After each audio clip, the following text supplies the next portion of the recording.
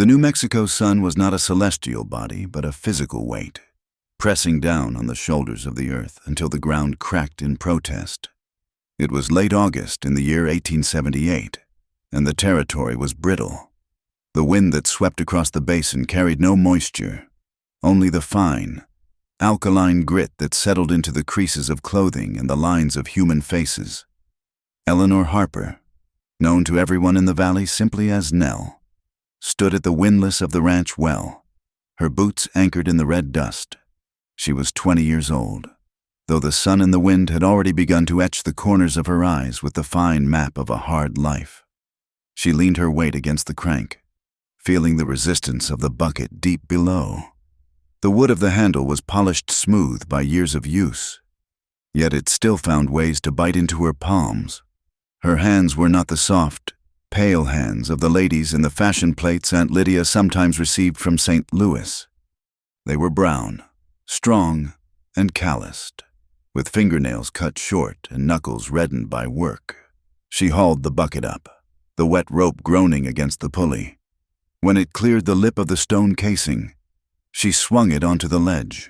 The water was muddy and low. It smelled faintly of minerals and stagnant earth. Far to the west, over the Dragoon Mountains, dark bruised clouds piled atop one another, flickering with silent lightning.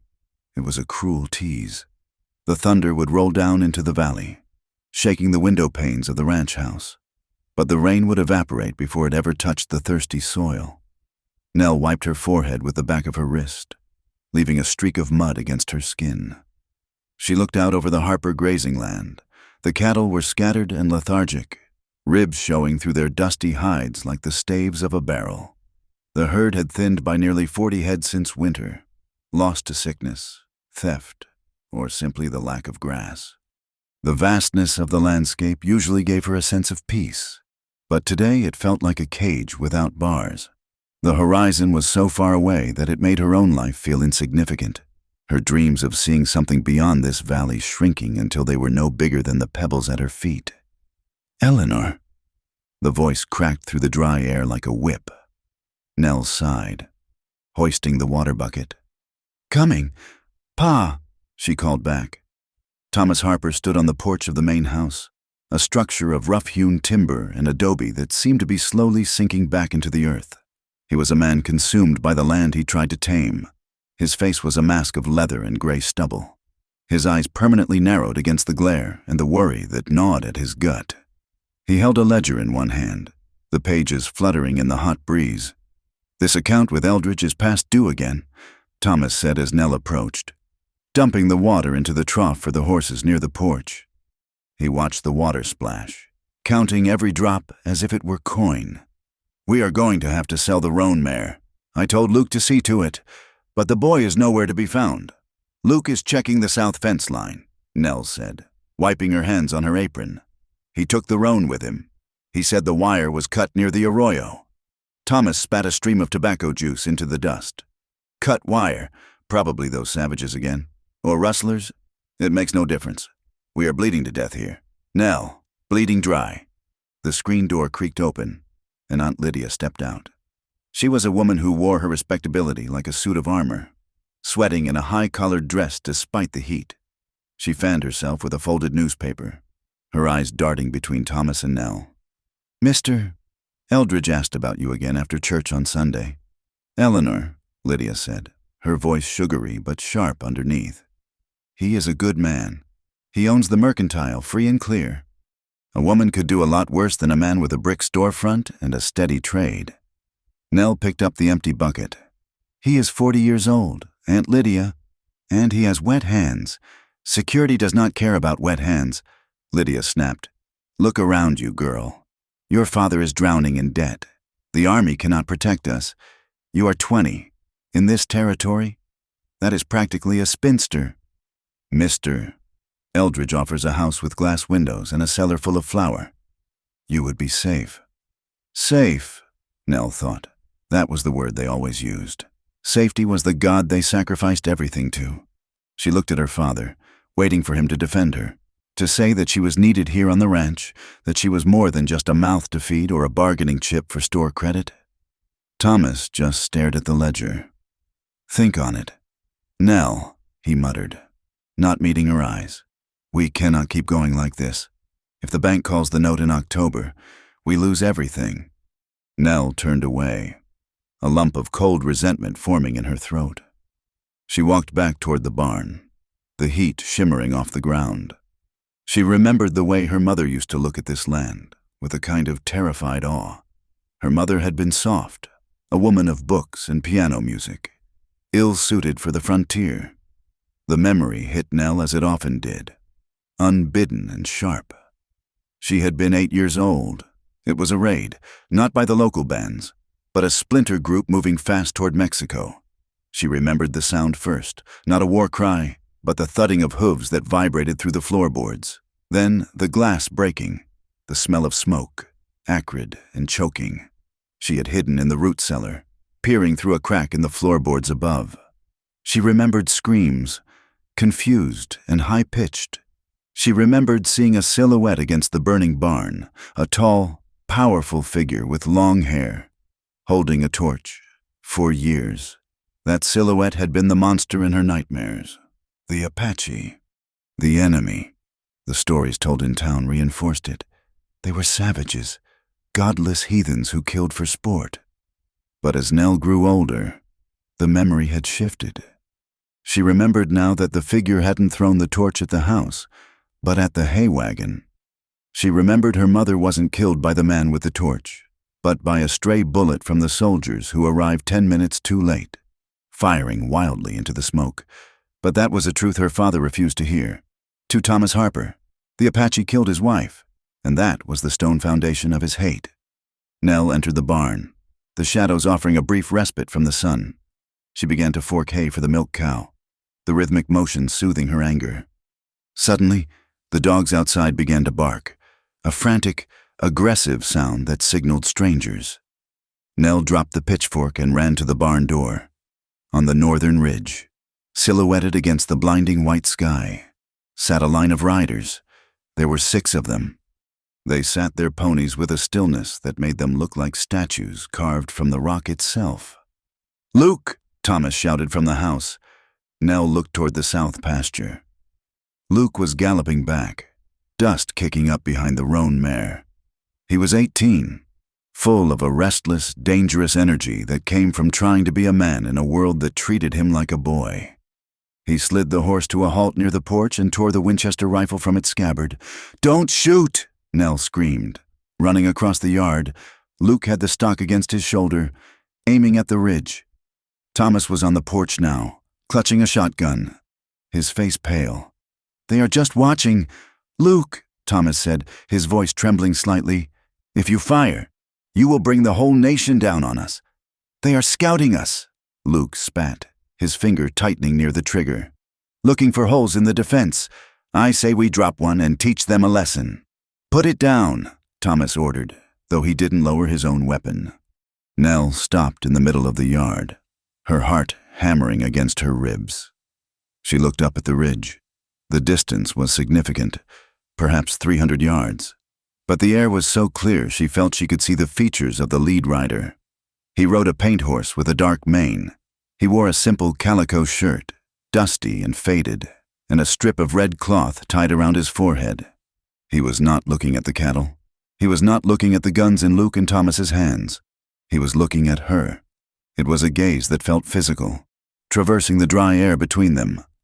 Nell felt a strange sensation, a mix of the terror she had been taught to feel and a sudden, electric curiosity she could not explain. He did not look like a monster. He looked tired. He looked like a man who carried a weight even heavier than the sun. For 10 seconds, the world held its breath. The dogs ceased their barking, sensing the tension. Then, the rider on the paint horse raised one hand, palm out. It was not a greeting, but an acknowledgement. He turned his horse with a subtle shift of his weight, and the group vanished behind the ridge as if they had melted into the heat haze. Luke lowered the rifle, his face flushed with adrenaline and rage. "We have to go after them," he said. "They are on our land."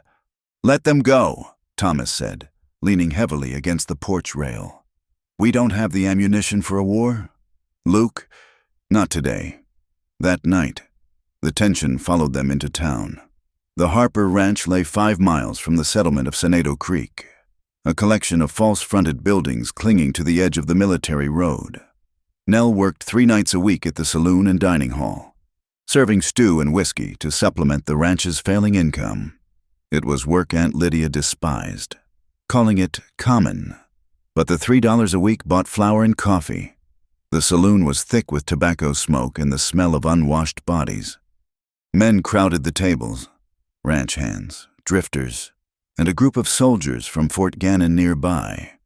Nell moved through the room with a heavy tray, dodging grasping hands and ignoring the lewd comments that followed her. She set a bowl of stew down in front of Captain Hayes, a weary-looking officer with gray at his temples and a uniform that had seen too much dust. He was arguing with Vance, a local cattleman who had lost a brother to a raid the year before. "I am telling you." "Captain," Vance said, slamming his fist on the table. "They are getting bold. They were spotted near the Harper place today.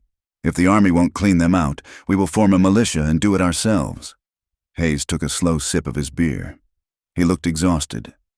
"And I am telling you, Vance, that my orders are to contain, not exterminate.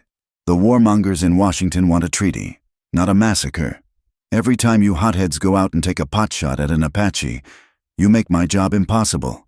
Colonel is not a fool. If you push him, he will push back, and he knows this terrain better than you ever will. He is a savage." Vance spat. "He is a tactician," Hayes corrected. "And he is hungry. A hungry man protects his family. You would do the same." Nell froze, the coffee pot hovering over a cup. It was the first time she had heard a white man speak of them as men. Vance sneered. "You sound like an Indian lover.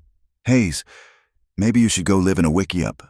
I sound like a man who is tired of burying boys from Ohio and New York, who died because a rancher got greedy with his fences," Hayes said quietly. Nell poured the coffee, her hand trembling slightly. She felt Vance's eyes on her. "Ask the girl," Vance said. "Her mother was killed by them.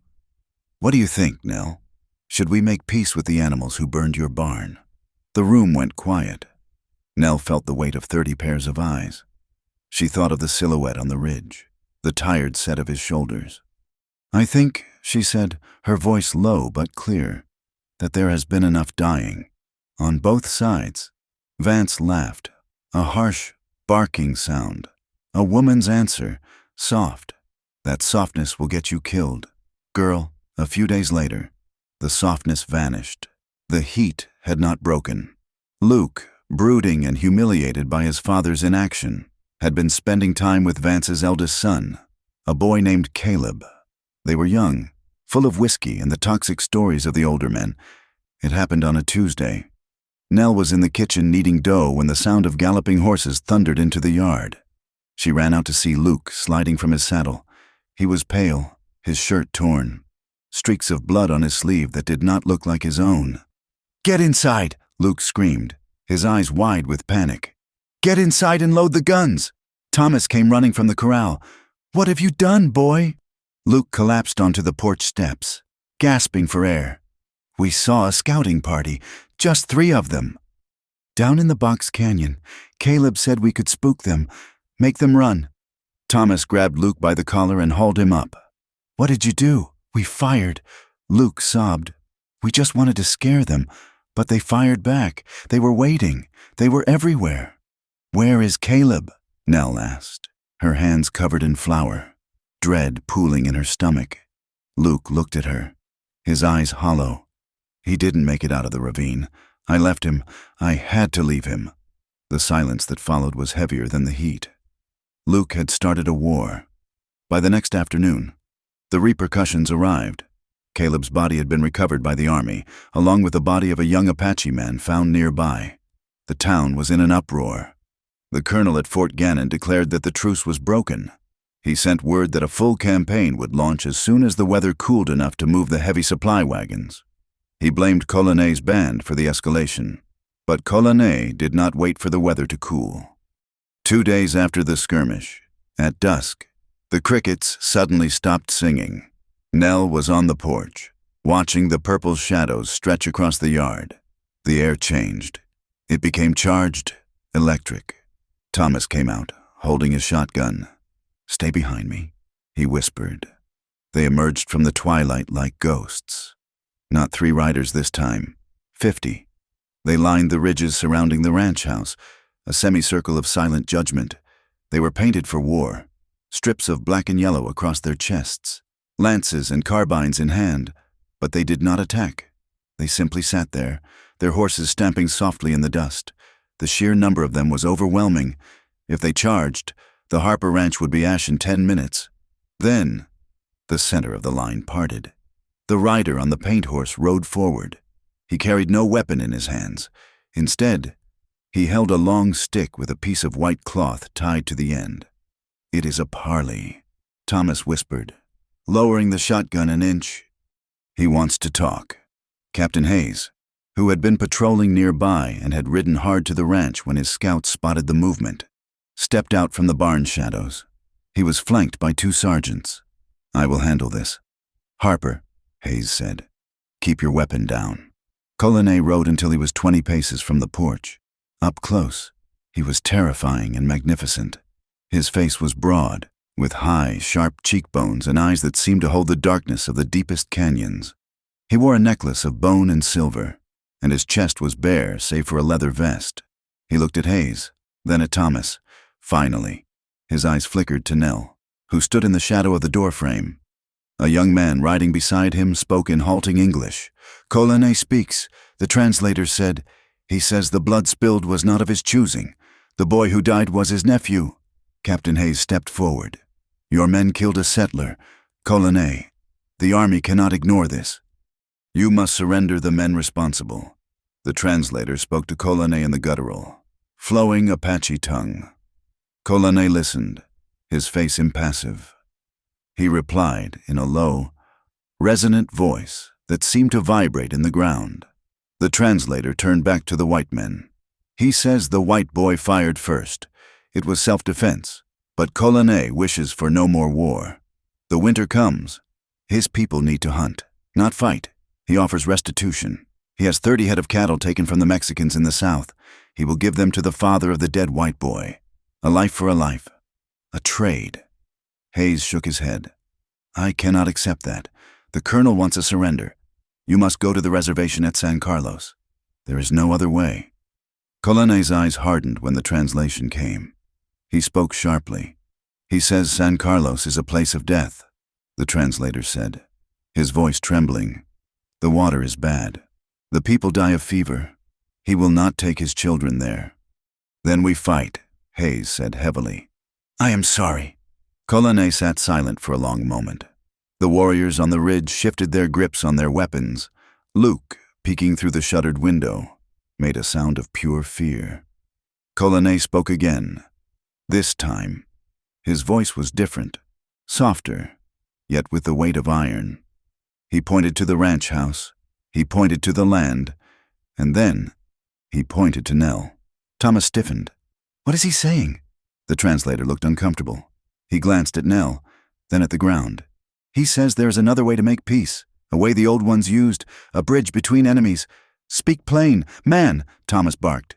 "He proposes an alliance," the translator said. "A marriage.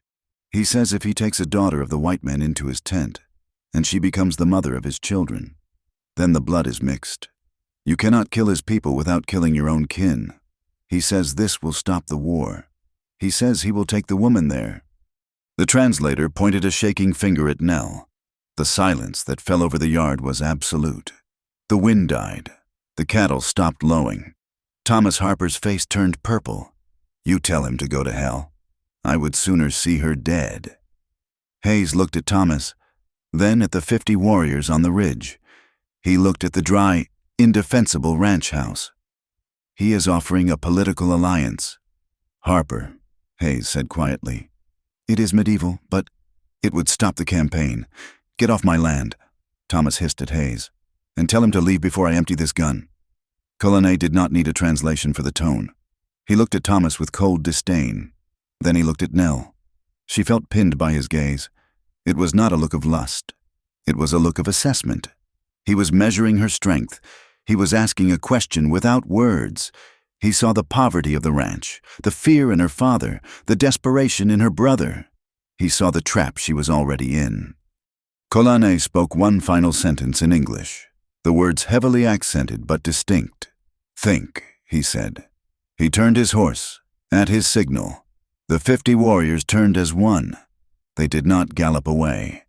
They walked their horses slowly, deliberately, fading back into the darkness from which they came, leaving the Harper family standing in the dust, the impossible offer hanging in the air like the ozone smell before a storm.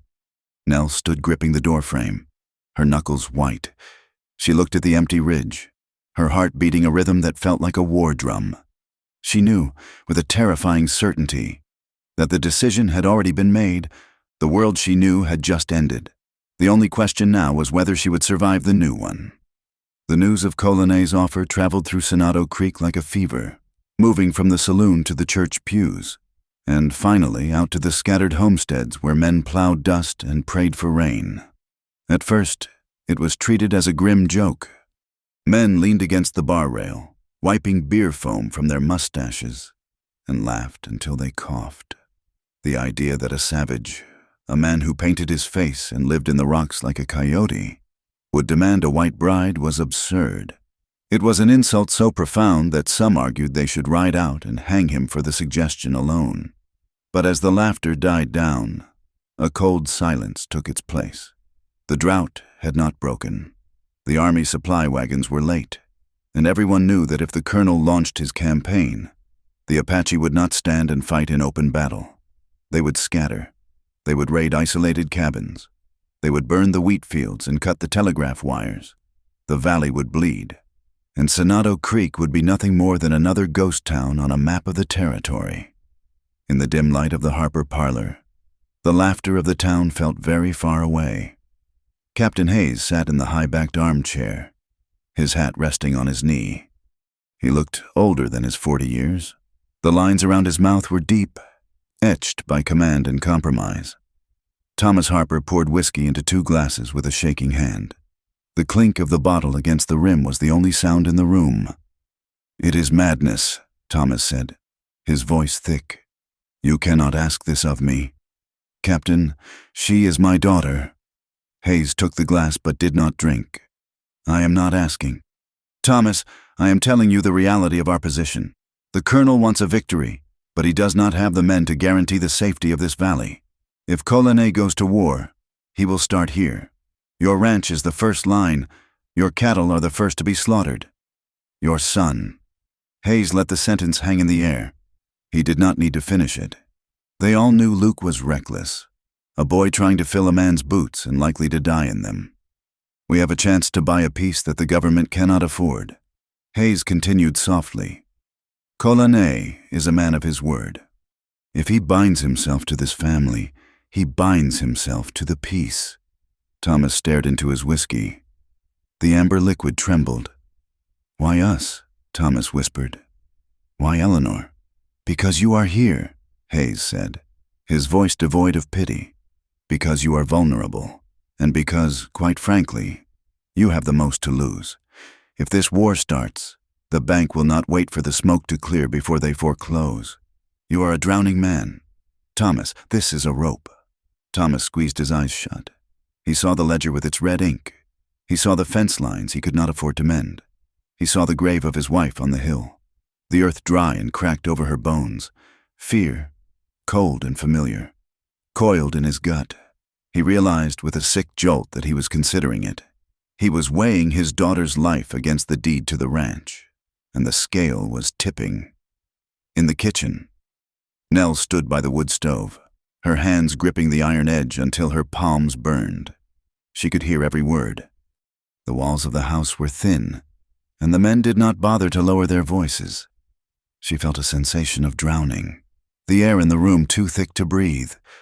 Aunt Lydia sat at the kitchen table, shelling peas into a tin bowl. The rhythm was maddening. "Plink, plink, plink. He is right, you know," Lydia said without looking up. Nell turned slowly. Her aunt's face was composed, a mask of pious resignation. How can you say that? Nell asked, her voice trembling. You heard them. They are selling me, like a broodmare. Lydia stopped shelling. She looked at Nell with eyes that were hard and bright. Do not be dramatic. Eleanor, it is unbecoming. Look at your life. Look at this house. The roof leaks. The flour is full of weevils. Your father is a broken man. Luke is wild and will likely be dead before the first snow if the fighting starts. Lydia stood up and wiped her hands on her apron. She moved closer, her voice dropping to a hiss. Mr. Eldridge was your best chance, but you turned your nose up at him. Now, what are your prospects? You are 20. You have no dowry. You have rough hands and a sharp tongue. Do you think a prince is coming to rescue you from the high desert? Nell stepped back, backing into the warmth of the stove. He is an Apache. Aunt Lydia, you told me they were devils. You told me they have no souls. Lydia's expression flickered, a momentary crack in her armor, but she smoothed it over with the practiced ease of a woman who had survived the frontier by hardening her heart. Perhaps they are, she said.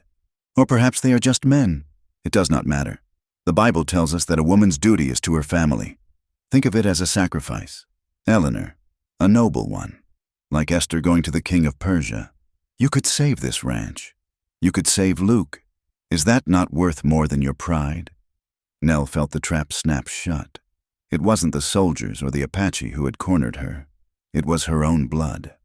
She looked at the window, where the night pressed against the glass, black and impenetrable. She felt a surge of horror so potent it made her knees weak. She imagined the smell of smoke, the rough language she did not speak, the isolation of a life among people she had been taught to fear since she was a child. But beneath the horror, there was something else. A small, treacherous voice in the back of her mind. If she stayed, she would marry a shopkeeper or a ranch hand. She would grow old in this kitchen. Listening to her father complain about the weather and the debt, she would be safe. Yes, but she would be invisible. She would be a workhorse, driven until she dropped. Her voice never heard. Her thoughts never asked for. At least the Apache had looked at her. He had looked at her and seen something worth bargaining for. I need air, Nell said, choking on the words. She pushed past her aunt and fled out the back door, the screen slamming shut behind her. The night air was sharp and cold, a stark contrast to the heat of the day. The stars were brilliant, scattered across the sky like spilled salt on black velvet. Nell walked past the barn, past the corral where the horses dozed, and out to the edge of the creek bed. The water was gone, leaving only cracked mud and white stones that glowed in the starlight. She wrapped her shawl tighter around her shoulders. Shivering, she wanted to scream, but the silence of the land was too vast. It would swallow her voice and give nothing back. You walk with heavy feet. The voice came from the shadows of the cottonwood trees. Nell gasped and spun around, her hand going to her throat. Colonne stood there. He had not been there a moment ago. She was sure of it. He seemed to have materialized from the darkness itself.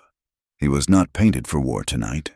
He wore a simple shirt of buckskin and trousers of rough wool. His hair hung loose around his shoulders. He stood 10 paces away, keeping a respectful distance. Nell's heart hammered against her ribs. She should run. She should scream for Luke, but her feet remained rooted to the earth. What are you doing here? She asked, her voice sounding thin and brittle. If my brother sees you, he will shoot. Colonne looked toward the ranch house, where the yellow light of the lantern spilled onto the porch. Your brother sleeps with one eye open, but he does not see what is in the dark, Colonne said. His English was slow, the words chosen with care, the consonants hard and distinct. He took a step closer, moving into the starlight. Nell saw his face clearly. The haunted look she had seen during the parley was still there.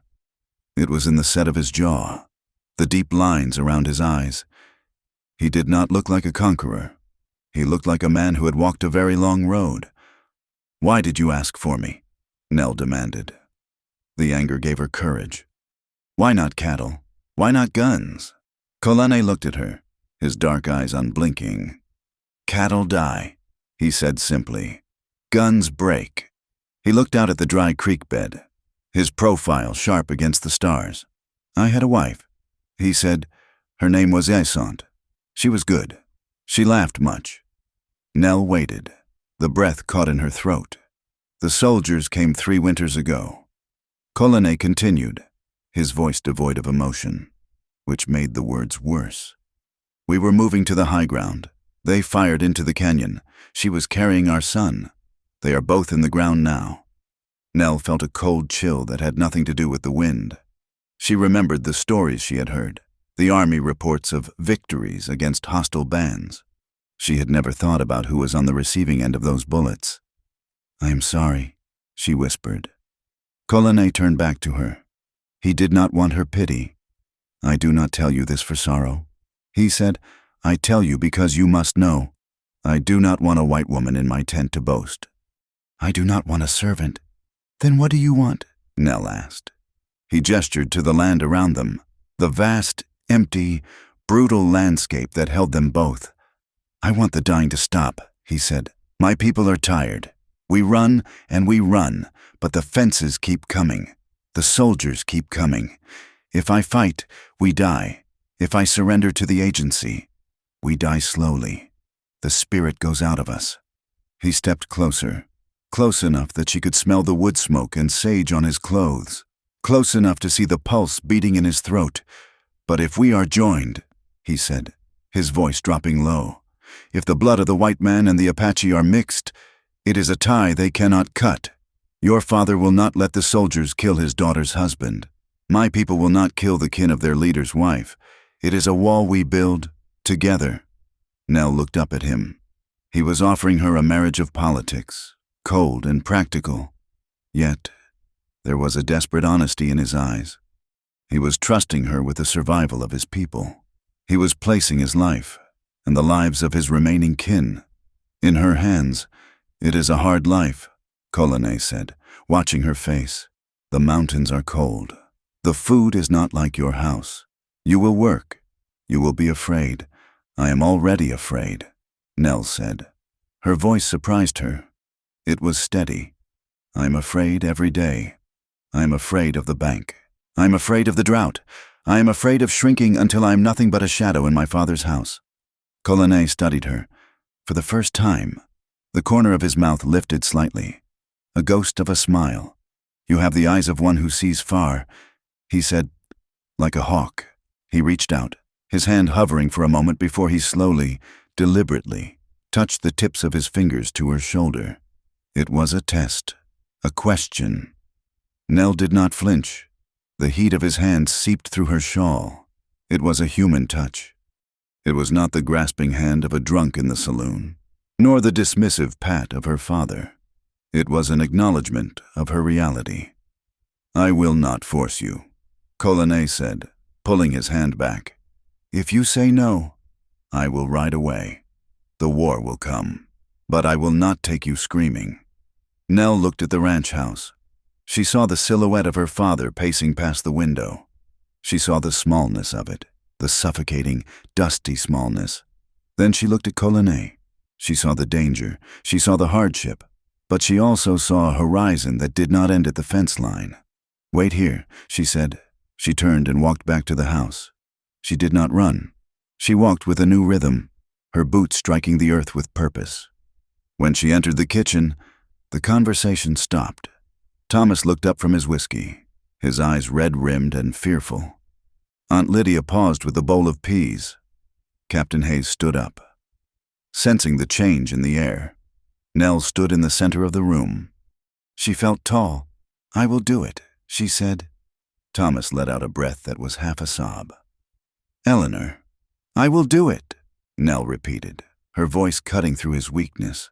But not for you, Pa, and not for the ranch. She looked at Captain Hayes. I am doing it because I choose to, and you will write it down. Captain, you will write down that this war is over. You will make it a law. Because if I go out there, and you send soldiers after us, I will never forgive you. Thomas stood up, reaching for her hand. Nell, listen to me. Don't, Nell said, pulling her hand away. Do not speak to me of duty, and do not speak of me when I am gone as if I was stolen. I am walking out that door. I am not being taken. She turned and walked to her room to pack. She took very little. A heavy wool coat, her mother's Bible, a sewing kit. She left the silk ribbons Aunt Lydia had given her. She left the life that had been planned for her on the hook behind the door. The wedding took place 2 days later in the square of Sonado Creek. It was a spectacle that no one who witnessed it would ever forget.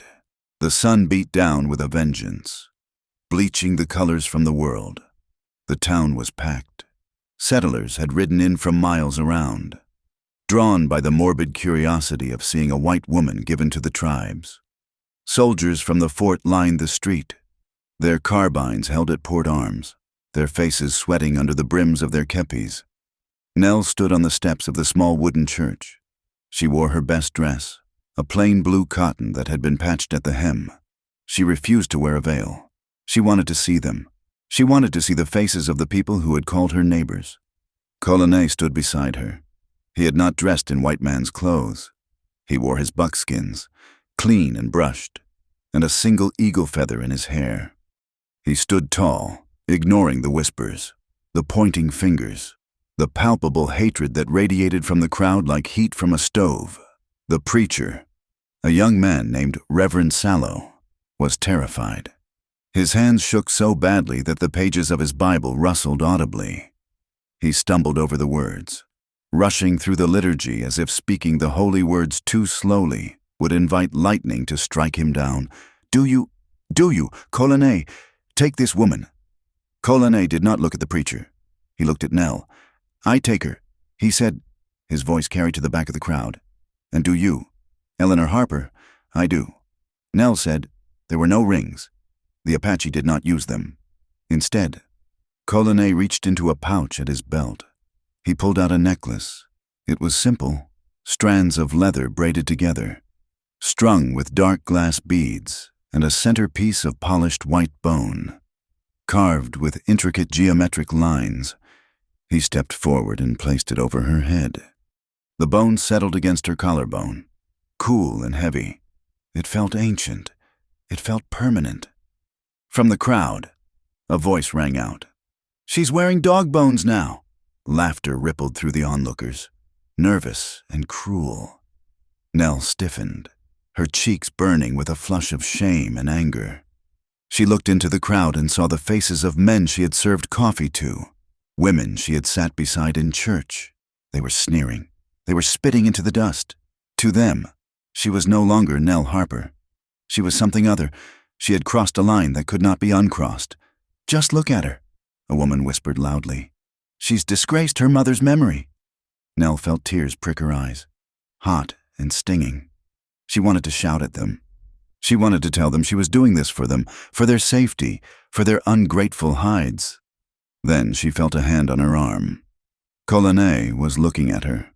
His expression was calm, an anchor in the storm of mockery.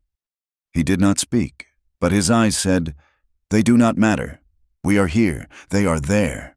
The ceremony ended with a muttered prayer. There was no kiss. It would have caused a riot. The Apache party was waiting at the edge of town, 20 warriors sitting on their horses in silence. Colonel led Nell toward them. She stopped at the hitching post where a sturdy Mustang mare stood saddled for her. She turned back one last time. Thomas Harper stood on the boardwalk. He looked old and broken. He could not meet her eyes. He stared at his boots. His hat crumbled in his hands. Luke stood beside him. His young face was wet with tears, his expression a mask of confusion and helpless rage. He took a half-step forward, his hand reaching out. "Nell," he croaked. "Goodbye." "Luke," Nell said softly, "don't let the fence fall." Aunt Lydia was weeping theatrically into a handkerchief, wailing about the heathen wilderness. Nell felt a sudden surge of pity for her. Lydia would die in this town, bitter and afraid, never knowing what lay beyond the ridge. Nell turned to the horse. The stirrup was high. She grabbed the pommel and pulled herself up. The saddle was rough leather, harder than she was used to. The mare shifted her weight, sensing the tension of the rider. Colonel mounted his paint horse in one fluid motion. He raised his hand, and the warriors turned their mounts. They rode out of Sonado Creek at a walk. The only sound was the clopping of hooves in the creak of leather. The townsfolk watched them go, their mockery fading into a sullen silence as the reality of the departure set in. They rode past the last building, past the graveyard, past the turnoff to the Harper Ranch. Nell did not look back at the house. She fixed her eyes on the back of Colinet's shirt, on the sway of his horse's tail. As they left the road and struck out across the open scrubland, the world opened up. The familiar landmarks fell behind them. The air grew hotter, drier. The wind kicked up dust devils that danced across the plain like restless spirits. Nell felt a profound sense of dislocation. The town, her father, her name, it all felt like a skin she had shed. She touched the bone necklace at her throat. It was real. The horse beneath her was real. The man riding ahead of her, leading her into the heart of a country she had been told was hell, was real. A sick twist of fear coiled in her stomach, sharp and cold, but beneath it, deeper down, was the strangest sensation. For the first time in her life, she was riding towards something, instead of just waiting for it to happen to her. The vast, terrifying sky stretched overhead, an endless blue dome that promised nothing and everything. Colinet glanced back over his shoulder. He checked to see if she was keeping up. His eyes met hers for a second. Then he turned back to the horizon. Nell took a breath of the dusty air, grit and sage filling her lungs. She kicked the mare forward. She would keep up. She would not let him see her falter. Not now. Not ever. The town vanished behind a rise in the land, and Eleanor Harper disappeared with it. Only the wife of Colinet remained, riding into the wild. The land that lay beyond the boundaries of the Harper Ranch was not merely a different place. It was a different world entirely, governed by laws of geology and weather that had no regard for human fragility. For the first 3 days, the journey was a blur of punishment. The sun was a hammer that never stopped striking. It beat down on Nell's shoulders, penetrated the fabric of her blue dress, and seemed to boil the moisture right out of her skin. They rode through a landscape that defied the softness of memory. To the north, the mountains rose like jagged teeth, purple and bruised against the blinding sky. Below them, the high desert was a vast, undulating ocean of sagebrush and mesquite, broken only by the skeletal fingers of ocotillo cactus. The dust was constant. It rose in plumes from the horse's hooves, coating Nell's throat, stinging her eyes, and settling into the creases of her clothes until she felt she was made of the earth itself. Nell's physical suffering was acute. She had ridden horses all her life, but never like this. The Apache did not stop for midday meals or tea. They rode with a relentless, fluid efficiency, covering ground at a pace that left Nell aching in every bone. Her lips cracked and bled in the dry wind. The skin on her nose peeled, her hands, gripping the reins hour after hour, blistered and then calloused over the raw flesh. Yet, she did not speak of it. When they stopped to water the horses at a muddy seep, she slid from her saddle, her legs trembling so violently she almost collapsed. She locked her knees, swallowed the groan that rose in her throat, and walked steadily to the water. She could feel the eyes of the warriors on her. They were waiting for her to break. They were waiting for the white woman to cry, to beg for rest, to demand comfort. She would not give them that satisfaction. She drank the murky water from her cupped hands, wiped her mouth with her sleeve, and remounted without a word. It was during these grueling days that the monolithic image of the Apache she had built in her mind began to fracture. She had expected cruelty. She had expected them to ride the horses to death and treat their own with the same hardness they showed their enemies. Instead, she saw a discipline that bordered on tenderness. When water was found, the horses drank first, then the elders, then the children. The warriors drank last. She watched a young man, whose face was painted with the fierce stripes of war, dismount and walk for miles so that an older woman, whose pony had gone lame, could ride. She saw them share scant rations of dried meat and berries with a meticulous fairness that shamed the greedy table manners she had seen in the saloons of Sonado Creek. At night, the temperature plummeted. The heat of the day evaporated into the thin air. leaving a cold that bit through her wool coat. The sky was an obsidian dome crushed with stars. So bright and close, Nell felt she could reach up and cut her fingers on them. She slept apart from the main circle. It was an unspoken arrangement. Colane would point to a spot near a scrub oak or a sheltering rock, slightly removed from the communal fire. She would lay out her bedroll, wrapping herself tight in the blanket that smelled of wood smoke, horse sweat, and wild sage. Lying there, shivering until her body heat warmed the wool, she felt a loneliness so profound it felt like a physical weight on her chest. She could hear the low hum of conversation from the fire. They spoke in their own tongue, a language of guttural stops and flowing vowels that sounded like the wind moving through the canyons. Occasionally, someone would sing, a high, lonely sound that drifted up toward the stars. She was a ghost in their midst, a stranger who had traded her life for a truce. Colane respected the distance between them with a rigor that both frustrated and reassured her. He did not hover. He did not try to make conversation in the exhausted twilight. He moved around her with slow, deliberate motions, like a man trying not to startle a deer. He ensured she had food. He checked the cinches of her saddle himself, but he never touched her.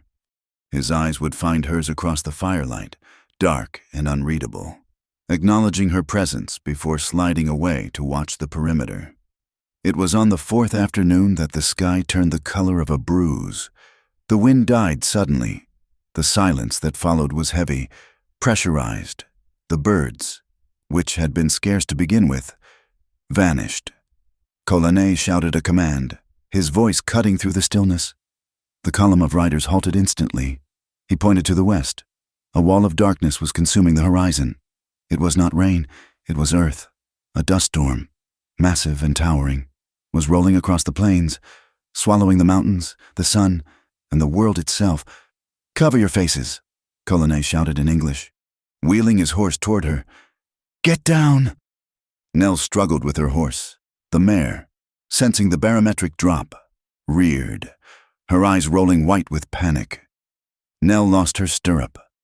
She clung to the pommel, but the horse twisted violently. Colane was there in a second. He launched himself from his own mount, grabbing her bridle with one hand and seizing Nell by the waist with the other. He hauled her from the saddle just as the wind hit. It arrived with a shriek that tore the air apart. The light was extinguished instantly, replaced by a swirling, choking blindness. Sand and grit scoured Nell's skin like sandpaper. She couldn't breathe. She couldn't see. Colane pulled her down into the lee of a rocky outcrop. He forced her into a crouch and wrapped his heavy buffalo hide cloak around both of them. "Stay down," he yelled over the roar of the wind. "Keep your mouth closed." The world disappeared. There was only the screaming wind and the suffocating darkness inside the cloak. Nell was pressed against him, her face buried in the rough wool of his shirt. She was shaking, terror seizing her muscles. Then she felt it. His arm was clamped firmly around her shoulders, holding her anchored to the ground. His other hand was pressed against the back of her head, shielding her from the flying debris. Beneath the noise of the storm, she could feel the steady, thudding rhythm of his heart against her cheek. He was solid. He was warm. In the midst of the chaos, he was the only thing that was real. Is it going to kill us?" she shouted, her voice muffled against his chest. Colane shifted, pulling the cloak tighter to seal out the dust. "No," he said, his voice a low rumble in his chest that she felt more than heard. "The mountain breathes. We must wait until it exhales." They stayed like that for what felt like hours. The heat inside the cloak rose. Nell became acutely aware of the scent of him, leather, smoke, and the musk of a man who lived in the open air. It was not unpleasant. It was earthy and strong. Her fear began to transmute into something else, a strange, heated awareness. She was pressed against the length of his body. She could feel the hard muscle of his thigh against hers, the rise and fall of his breathing. For a woman who had been raised to keep 3 feet of distance from any man who was not her father, the intimacy was shocking. Yet she did not pull away. She burrowed closer, seeking the protection of his strength. When the wind finally died down to a moan, The silence returned, thick with dust. Colonne threw back the cloak. The light was eerie. A dim, orange twilight filtered through the suspended grit. They were covered in a layer of fine red powder. Nell sat up, coughing. Her throat felt like it was lined with felt. She tried to stand, but her legs were numb. Colonne stood and offered her a hand. She took it. His grip was firm, pulling her up with effortless strength. "We must clear the horses' noses," he said, releasing her hand. "Then we drink." They took shelter in a narrow ravine to wait for the air to clear. Nell sat on a flat rock, her hands shaking as she reached for her canteen. The adrenaline was fading, leaving her weak. She fumbled with the cap, her fingers clumsy and trembling. "Let me," Colonne said. He stepped in front of her. He did not take the canteen away. Instead, he reached out and cupped his large, rough hands over hers, steadying them. "Drink slowly," he murmured. The dust tricks the throat. Nell froze. His hands were warm, calloused, and incredibly gentle. He guided the canteen to her lips. She took a sip, the water cool and sweet against the grit in her mouth. She looked up at him over the rim of the metal flask. His eyes were fixed on hers. The distance he had maintained for days had collapsed in the storm. He was standing close enough that she could count the eyelashes dusted with red sand. His thumb brushed against her wrist, a rhythmic, unconscious stroke. "Thank you," she whispered, lowering the canteen. He did not pull away immediately. His hands lingered over hers for a heartbeat too long, the contact electric. "You are strong, Eleanor," he said softly, using her full name for the first time. "The storm breaks the weak branches. You are still standing." He stepped back then, the mask of the leader sliding back into place. But the air between them had changed. The charge of the storm had not fully dissipated. 2 days later, they reached the stronghold. It was a place that did not appear on any army map. They rode through a labyrinth of canyons until the walls opened up to reveal a hidden valley.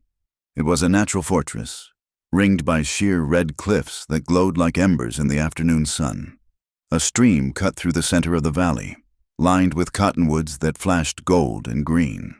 Scattered along the water were wickiups, dome-shaped shelters made of brush and canvas. Small fields of corn and squash struggled in the rocky soil, green patches of defiance against the desert. As the column rode in, the camp came alive. Dogs barked, children ran alongside the horses, and women looked up from their cooking fires. Nell felt the weight of their gaze. It was heavy with judgment. She kept her back straight, staring ahead. But she saw them. She saw the young women whispering behind their hands. She saw the warriors who had not ridden with Colonne standing with their arms crossed, their faces dark with suspicion. This was not a conquering army returning with spoils. This was a ragged band of survivors bringing home a stranger who looked like the enemy. Colonne signaled for her to dismount near a wickiup in the center of the camp. "This is my home," he said. "You will stay here." Before Nell could answer, a woman stepped out of the shelter. She was younger than Colonne, with the same high cheekbones and intelligent, watchful eyes. She carried a basket of corn, which she set down with a sharp thud. "This is Nateha," Colonne said. "My sister. She will show you the way of things." Nateha looked at Nell. Her expression was not hostile, but it was not warm.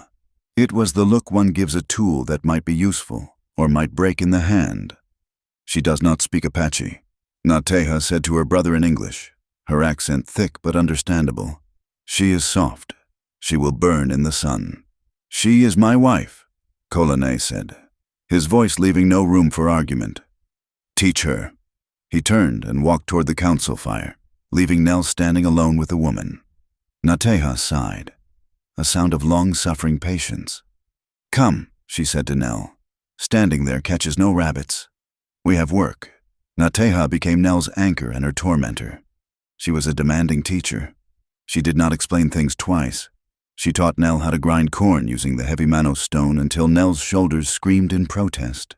She taught her which wood burned slow and which burned fast.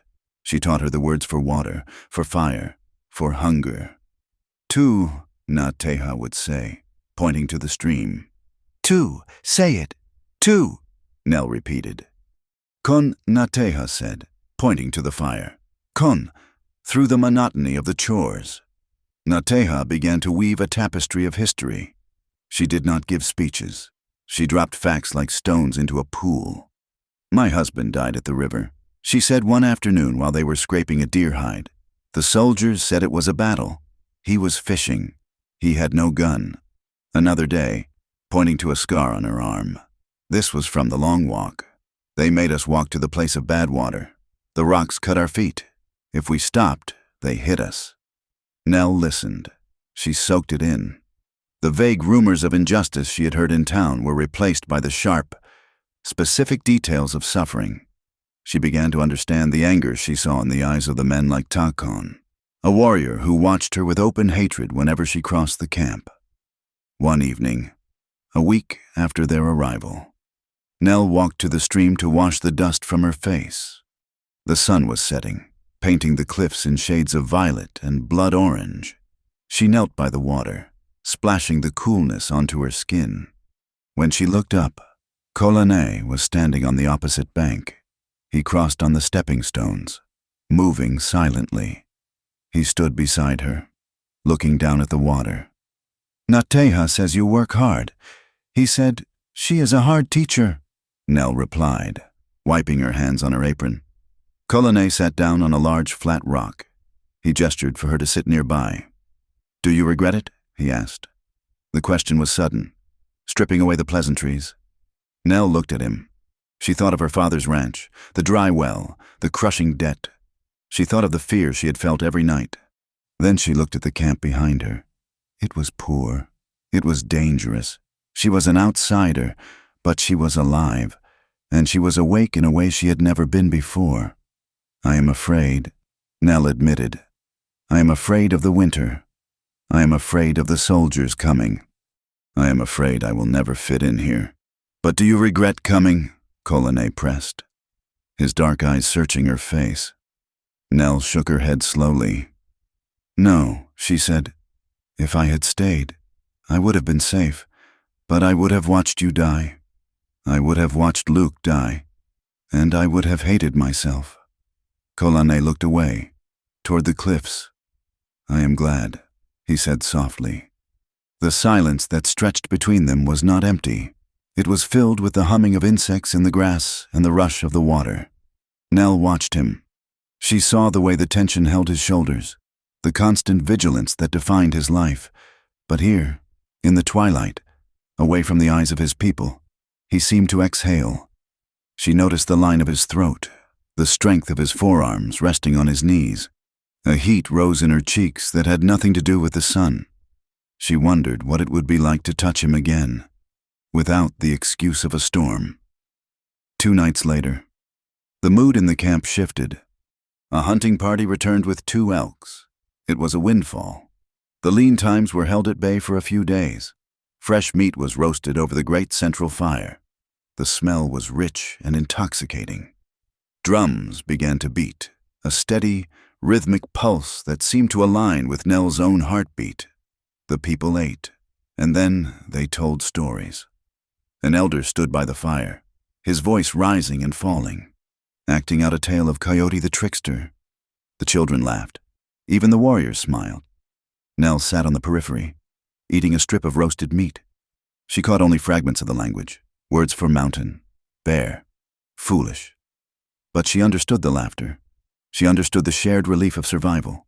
She felt a pang of longing to be inside the circle, truly inside it, not just a guest by the fire. Kolane sat near her, drinking from a cup of herbal tea. He seemed relaxed, his guard down for the first time since she had known him. As the night deepened, the families drifted away to their wickiups. The fire burned down to a bed of glowing red coals. The air grew cold, sharp with the scent of pine and impending frost. Nell pulled her shawl tighter. She should go to sleep, but she did not want to move. Kolane shifted. He moved from his spot on the log to the ground beside her, closer than he had ever sat before. She could feel the heat radiating from him, His thigh was inches from hers. The proximity was a subtle shock, sending a tingle down her spine. "They told good stories tonight," she said, her voice quiet. "They tell of how we came to be." Colane said, "They tell us that we are made of this earth. That is why we cannot leave it. To go to the reservation is to become a ghost." "I understand that now." Nell said, "I didn't before." Colane turned to look at her. The firelight danced in his eyes, making them look like pools of molten copper. "You see more than most, Eleanor. You have a brave heart." He said it simply, as a fact, not a compliment. Nell looked down, embarrassed by the praise. She reached out to adjust a log on the fire, trying to hide her face.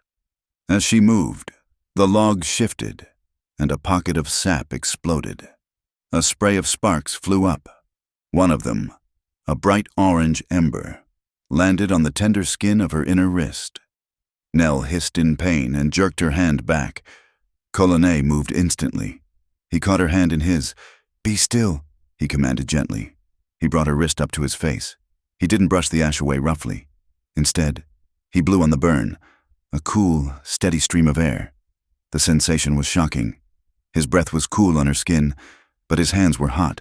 He held her wrist with a firmness that was possessive, yet careful. Nell froze. She watched his face, bent over her hand. She saw the curve of his lips, the dark sweep of his hair. The pain of the burn vanished, replaced by a thundering in her chest. Her heart was racing, hammering against her ribs like a trapped bird. Colane stopped blowing. He did not let go of her hand. He looked up, his face inches from hers. "Is it better?" he whispered. Nell couldn't speak. She could only nod. He looked at her mouth, then he looked at her eyes. The air between them was pulled tight, vibrating with the unspoken. The desire that had been a low hum was now a roar in her ears. He ran his thumb over the pulse point of her wrist. He must have felt how fast it was beating. "You are trembling," he said. "I am cold." Nell lied, her voice breathless. Colane's eyes darkened. He knew it was a lie. "Then come closer to the fire," he said. He did not pull her. He waited. Nell moved. She shifted her weight, leaning imperceptibly toward him. It was a surrender. It was an admission. Colane released her hand slowly, letting his fingers trail against her palm as he pulled away. The loss of contact was a physical ache. "Go to sleep, Eleanor," he said, his voice rough, "before the fire goes out." Nell stood up on shaking legs. She walked to her sleeping place, her wrist still tingling where his lips had been near.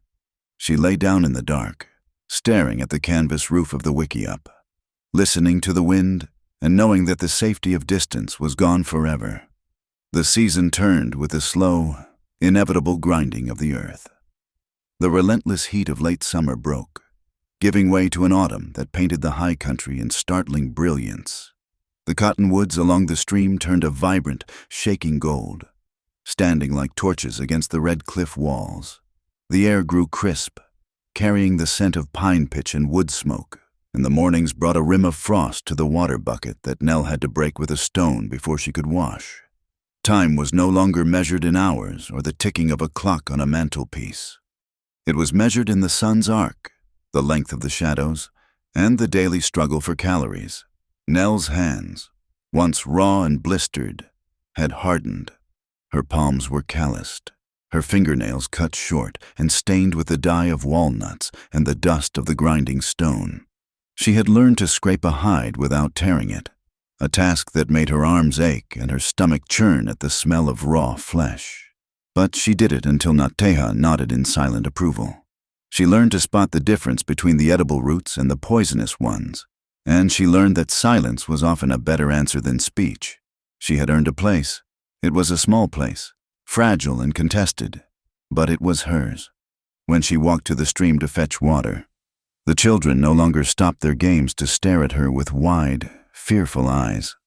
Some of the women would nod as she passed, a subtle acknowledgement that she was pulling her weight.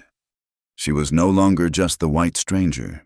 She was the woman who carried the water, the woman who mended the shirts, the woman who sat by the fire, But her relationship with Colonne was the axis upon which her world turned. It grew in the quiet spaces, in the moments between the hard work of survival. It happened on the long rides when the band moved to follow the game. Colonne would ride at the head of the column, his eyes scanning the horizon for soldiers or rival bands. But he always circled back. He would check the cinch of her saddle, his hands moving with practiced ease near her leg, his knuckles brushing the denim of her skirt. He would offer her his canteen before he drank himself, watching her throat as she swallowed, his gaze intense and unreadable. One afternoon, while they rested in a grove of scrub oak, Nell sat repairing a tear in his vest. He sat nearby, sharpening his knife with a whetstone. The rhythmic shh of the stone was hypnotic. "My mother used to sew like that," Colonne said suddenly. He did not look up from the blade. She had quick hands. Nell paused, the needle hovering over the leather. "You never speak of her. She died when I was young." He said, "The fever took her, but I remember she hummed when she worked." "You do not hum." "Eleanor, you frown." Nell felt a flush rise to her cheeks. She looked down at her work. "I am concentrating," she said. "I do not want to make a mess of it." "You could not make a mess of it," Colonne said. His voice dropped, losing the command tone he used with the warriors. It became the voice of a man speaking to a woman. "You bring order to things." He looked up then, and the expression in his eyes made Nell's breath hitch. It was a look of profound recognition. He saw her. He did not see a political pawn or a white burden. He saw her, and in that look, Nell felt a terrifying thrill, a realization that she was no longer staying for the peace treaty. She was staying for him. However, the camp was not a monolith. For every nod of respect Nell earned, there was a scowl of resentment. The center of this hostility was Takon. Takon was a warrior of 30 winters, lean and scarred, with eyes that burned with a fanatic's light. He had lost his wife and 2 daughters to a cavalry raid 3 years prior, and his grief had calcified into a hatred that admitted no nuance. To him, Nell was not a woman. She was a symbol of their capitulation. He saw Colonne's strategy not as wisdom, but as weakness. Nell felt Tahakon's eyes on her constantly. When she walked through the camp, he would spit on the ground. When she sat at the council fire, he would turn his back. He gathered men around him, young, angry braves who chafed at the restrictions Colonne placed on raiding. They whispered in the shadows, their voices sharp with dissent. One evening, a scout rode into camp. His horse frothed with sweat. The news he brought was like a stone dropped into a still pond. The army was moving. General Crook was pressuring the bands to the north, forcing them onto the reservation at San Carlos. Those who refused were being hunted, but the scout brought other news that he delivered while glancing sideways at Nell. "Your father speaks loud in the settlements," the scout said, translating for Nell's benefit at Colonne's insistence. "He tells the newspapers in Tucson that you were stolen. He says you are a captive, held in chains. He says he will not rest until every Apache is dead and you are returned." The words struck Nell like a physical blow. She sat by the fire, the blood draining from her face. "He knows that is a lie." Nell whispered, I told him I chose this." The scout shrugged. "The truth does not sell newspapers. The truth does not bring soldiers. He stirs the anger. He uses your name to call for war." Nell looked across the fire at Colonne. His face was a mask of stone, but she saw the muscle in his jaw jump. Her father was using her love, her sacrifice, as a weapon to destroy the very people she had tried to save. She felt a wave of nausea. She was the excuse. Her presence here, meant to be a shield, had been twisted into a target. "I must go to him," Nell said, standing up. "If I go to the fort, if I tell them, sit down." Takon snapped from across the circle. His English was broken and harsh. "You go. You lead them here. You leave a trail. You are the bait in the trap." Colonne raised a hand, silencing Takon. "She does not go," Colonne said firmly. "If she leaves this canyon, the soldiers will take her. They will say we abused her. They will say her mind is broken. They will not listen to her words." He looked at Nell, his eyes sad. "Your father has made his choice." Eleanor, he values his hate more than your truth. The realization settled over Nell, heavy and suffocating. She was truly an orphan now. Her old life had not just rejected her, it was trying to consume her new one. She felt tears prick her eyes, but she refused to let them fall in front of Takon. She sat down, pulling her shawl tight, feeling the isolation close in around her. The tension in the camp grew with the moon. A council was called 3 nights later. The elders argued late into the night. The smoke from the pipe hung thick in the air, swirling with the heated words. Takon argued for a preemptive strike, for raiding the settlements before the snows came. The elders argued for evasion, for moving deep into the Sierra Madre where the horses of the army could not follow. Colonel sat in the center, listening. He looked exhausted. The burden of leadership, of holding together a fraying people, was etching deep lines into his face. He looked at Takon, then at the elders, then at Nell, who sat in the shadows of the women's circle. Enough, Colonel said finally, standing up. We do not raid.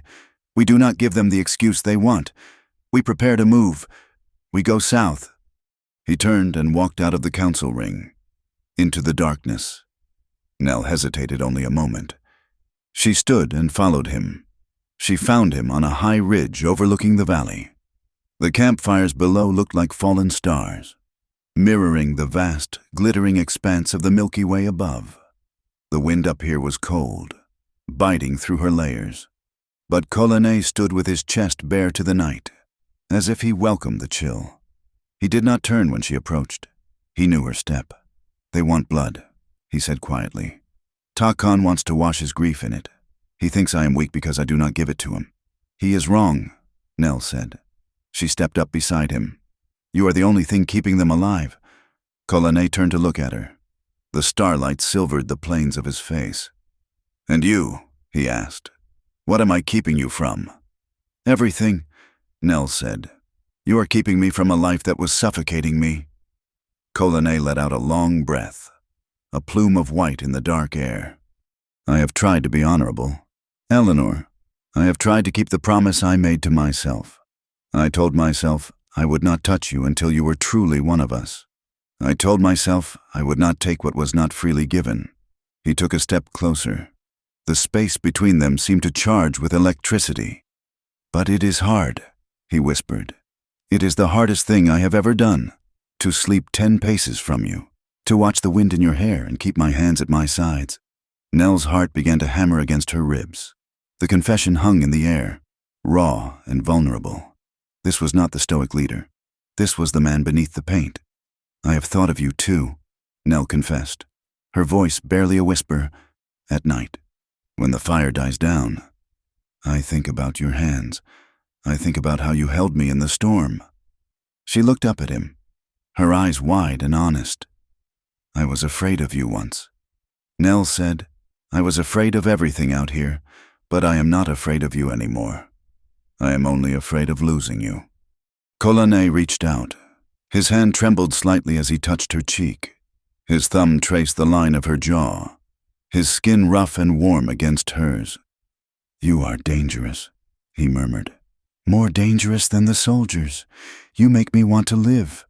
Eleanor, and a warrior who wants to live is afraid to die. He lowered his forehead until it rested against hers. She could feel his breath on her skin. She closed her eyes, breathing in the scent of him, sage, smoke, and man. Tell me when to stop, he said. His voice was a low rumble, vibrating through her. The question hung there. It was the final barrier. He was giving her the power. He was giving her the choice to walk away, to keep this a political arrangement, to protect herself from the inevitable heartbreak of their world. Nell opened her eyes. She looked into the dark depths of his. I won't, she said softly. The words were a surrender, but they were also a victory. She was choosing this. She was choosing him. Colonel let out a sound that was half groan, half prayer. He wrapped his arms around her, pulling her against him with a sudden, fierce desperation. His mouth found hers. It was not a tentative kiss. It was a claiming. It was hungry and deep. born of months of repression and fear. Nell wound her arms around his neck, burying her hands in his hair. She pressed herself against him, feeling the hard wall of his chest, the strength of his arms encasing her. The cold wind vanished. The camp below vanished. There was only the heat of his skin, the taste of him, the overwhelming reality of his body against hers. He kissed her cheeks, her throat, the hollow of her neck, murmuring words in Apache that she did not need to translate to understand. They were words of worship. They sank down onto the buffalo robe he had spread on the rocks, under the vast, indifferent sky, amidst a world that wanted them dead. They found a desperate, consuming life in each other. It was an act of defiance. It was a sealing of the bond that went deeper than blood or treaties. When they returned to the camp just before dawn, nothing was said. But everything had changed. There was a shift in the way they moved together. They walked shoulder to shoulder. When Colonne spoke to her, his voice held a new resonance, a quiet intimacy that excluded the rest of the world. But secrets in a camp of 50 people are impossible to keep. The way Nell looked at him, the way his hand lingered on her back, it was noticed. The whispers began immediately. "He is bewitched," the old women muttered as they ground the corn. "She has put a spell on him. He forgets his duty." Takon watched with narrowing eyes. He saw the softness in Colonne's face. He saw the way the leader lingered at the wickiup in the mornings instead of riding out with the dawn patrol. To Takon, this was not love. It was treason. It was proof that the white woman was a poison that was slowly killing the warrior spirit of their leader. "We are vulnerable," Takon hissed to his followers by the horse herd. "He thinks only of her. He does not see the knife at our throats." And the knife was getting closer. 2 days later, the outriders came galloping in. They had spotted dust columns to the east. Not a full regiment, but a large posse, maybe 40 men. They were moving fast, tracking the band sign with disturbing accuracy. "They have scouts," the outrider reported, breathing hard. "And they have settlers with them, men who know the land." Nell felt a cold stone settle in her stomach. Luke, her brother, was out there. He was leading them. He was coming to rescue her. And he would kill the man she loved to do it. Colonne stood by the fire, the softness of the previous nights gone. He was the war chief again. He looked at the horizon, calculating. "We cannot fight them here," he said. "We are too exposed. And if we fight, the army will hear the guns and bring the cannons." "We must move," Nell said. Her voice was steady. She stood beside him, and, for the first time, she did not feel like an interloper in the council. She felt like a partner. "We can go to the Dragoon stronghold. The water's good there. They cannot bring wagons up those trails." Takon sneered. "Listen to her. She tells us where to hide. She leads us into a box canyon so her father can shoot us like rabbits." "No," Colonne said sharply. "She is right. The south trail is hard, but it is safe. We leave at dusk. We will travel by night." The camp exploded into activity. Women began packing the wickiups, strapping bundles to the travois. The men rounded up the horses. There was a frantic energy, a smell of fear and determination. Colonne pulled Nell aside. "Stay close to me," he said, gripping her arm. "If the fighting starts, you do not stop. You ride for the high rocks. Do you understand? I am not leaving you," Nell said fiercely. "You will do as I say," Colonne said, his eyes blazing. "I can fight 10 men. I cannot fight if I am looking over my shoulder to see if you are safe." Nell swallowed hard. "I understand." Hope flickered in the camp. The plan was solid. If they could make the pass by midnight, they would lose the pursuers in the maze of rock. They could vanish into the deep mountains where the white men feared to tread. They could be safe. But they did not know about the shadow moving through the camp. As the sun dipped below the rim of the canyon, casting long purple shadows across the valley, Takon slipped away. He did not take his horse. The noise would alert the sentries. He moved on foot, slipping between the rocks like a snake. He carried his rifle, but he did not intend to fire it. He intended to talk. He made his way up a narrow goat path, cresting the ridge and dropping down the other side. He moved toward the dust cloud he had seen earlier. He knew where the soldiers would camp. Takon told himself he was a patriot. He told himself he was saving his people from a leader who had lost his mind. He told himself that the white woman was a disease that had to be cut out. He reached the soldiers' bivouac an hour after dark. He walked into the firelight with his hands up. "Don't shoot," he called out in English. "I have words for the captain." Luke Harper, sitting by the fire with a Winchester across his knees, jumped up. He looked older, harder than the boy Nell had left. His eyes were rimmed with red. "It's one of them," Luke shouted, raising the rifle. "Hold fire," Captain Hayes ordered. Khan stood in the light. He looked at the white men. He looked at the guns, the horses, the power. He hated them, but he hated what Colonel had become even more. "I know where he is," Khan said, his voice flat. "I know where he goes tonight." "What do you want?" Hayes asked, stepping forward. "I want the band left alone." Khan said, "I will give you Colonel, and I will give you the woman, but the rest, you let the rest go." Hayes looked at Luke. Luke looked at Khan, his knuckles white on the rifle stock. "You give me my sister," Luke said, his voice trembling. "And you can have whatever you want." Khan nodded. "They move south at moonrise," he said, "through the narrow pass at Blind Man's Rock. If you wait there, you will catch them all." The deal was struck. The betrayal was complete. Back in the valley, Nell tightened the cinch on her mare, looking at Kolane with a heart full of love and fear, unaware that the ground beneath their feet had already been sold. The dawn did not break gently over the valley that morning. It arrived as a pale, sickly gray light that barely penetrated the shadows of the canyon floor. The air was cold and still, holding the scent of damp sage and the lingering smoke of the dying campfires. Nell was awake before the sun. She lay wrapped in her buffalo robe, watching the breath mist in front of her face. Beside her, Colonel slept with the light, fitful rest of a man who expects danger even in his dreams. His hand rested on the stock of his carbine. The silence was shattered not by a bugle, but by the crack of a single rifle shot that echoed off the canyon walls like a thunderclap. Colonel was on his feet instantly, pulling Nell up with him. Before she could ask what was happening, the world exploded. From the rim of the canyon, muzzle flashes sparked like fireflies in the gloom. A hail of lead rained down on the sleeping camp. The sound was deafening, a continuous roar of gunfire that bounced and magnified against the red rock cliffs until it felt as if the earth itself were screaming. "Down!" Colonel shouted, shoving Nell behind a stack of supplies. Chaos erupted in the wiki-ups. Women screamed, grabbing children who were still half asleep. Elders stumbled out into the open, confused and terrified, only to be cut down before they could take 3 steps. The horses in the makeshift corral screamed, rearing and kicking, tearing down the brush fence and stampeding through the center of the camp, adding the thunder of hooves to the cacophony of death. It was a slaughter. The attackers had the high ground, and they were firing blindly into the bowl of the valley. Bullets struck the rocky ground, whining as they ricocheted, sending deadly shards of stone flying through the air.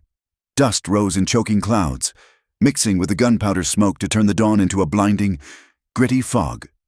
Khan ran into the center of the camp, waving his arms. He was shouting, his face twisted in shock.